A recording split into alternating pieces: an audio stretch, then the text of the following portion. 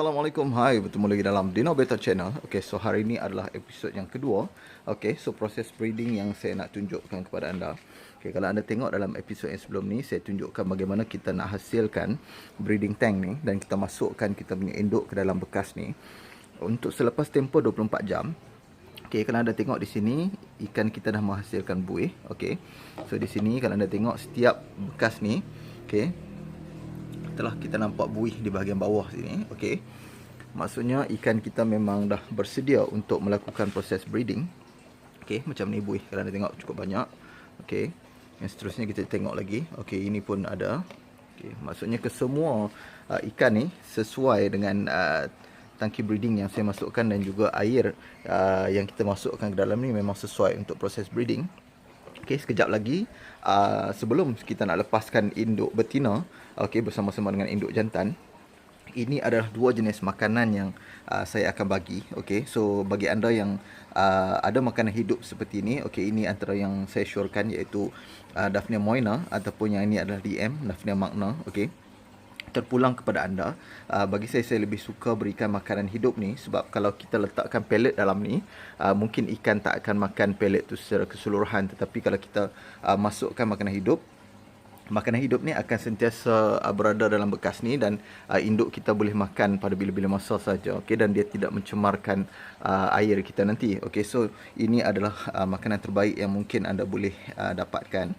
Okey, sebelum anda melepaskan induk betina nanti saya akan masukkan makanan ni dulu.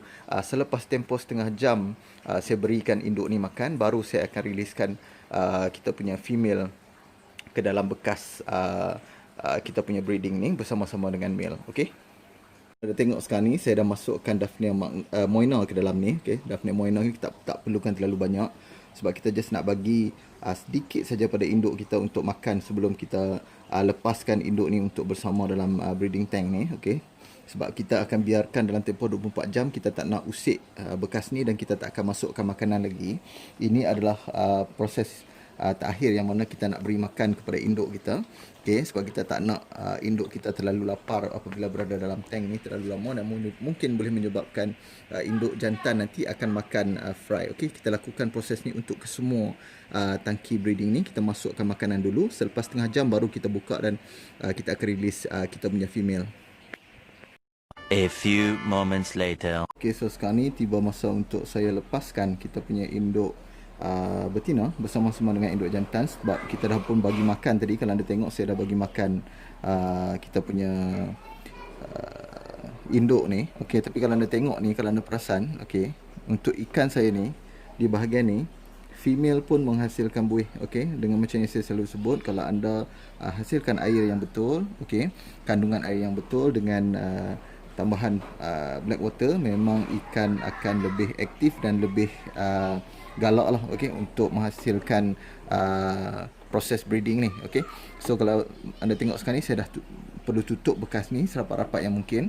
Anda tak perlu takut kalau anda nak tutup bekas ni, anda tak perlu takut, sebab kita tak nak ada sebarang gangguan, okey, dari segi bunyi ataupun dari segi gangguan-gangguan yang lain, macam budak-budak akan datang buka dan sebagainya. Kita tak nak benda ni berlaku, sebab seboleh-bolehnya ikan ni perlu dibiarkan dalam keadaan yang tidak stres. Okey, di dalam keadaan yang tenteram seperti ni. Kita akan tutup. Okey, seterusnya anda tengok di sini, ini pun yang induk yang ketiga yang saya akan lepaskan. Okey, ini adalah female mustard gas. Okey, saya akan lepaskan bersama dengan male. Anda tak perlu risau, kita biarkan saja. Okey, kita tutup bahagian atas ni, kita tutup, dan kita perlu tuang lagi. Okey, untuk induk yang lain. Kalau anda tengok, buih sangat banyak. Yang ni pun female menghasilkan buih juga. Okey, so sekarang ni kita lepaskan pasangan yang keempat. Kita tutup bekas ni. Okey, seterusnya proses ni kita lakukan sehingga habislah. Okey, pasangan kelima ke-6 dan seterusnya lah yang saya akan buat nanti. So sekarang alhamdulillah proses melepaskan induk betina masuk ke dalam bekas ni saya dah buat. Okey, kalau anda tengok ni saya akan biarkan bekas ni tertutup selama 24 jam lagi. So besok saya akan check di dalam bekas ni sama ada female telah mengeluarkan telur ataupun tak.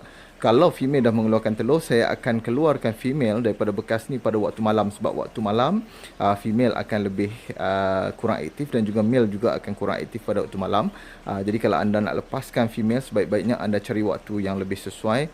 Yang mana kalau saya akan syorkan kepada anda untuk keluarkan female pada waktu malam lah. Okay? So selepas kita keluarkan female, kita akan biarkan tempat ni bertutup, okey, seperti ini, tertutup seperti ini untuk tempoh 3 ke 4 hari sehingga kita punya fry dah pandai berenang sendiri dan kita akan keluarkan male. Okey, so sekarang ni dulu untuk episod kedua, yang mana proses ni adalah proses untuk kita lepaskan female keluar bersama-sama dengan male untuk proses breeding ni. Okey, so kita jumpa dalam episod yang ketiga dalam Dino Beta Channel. Assalamualaikum.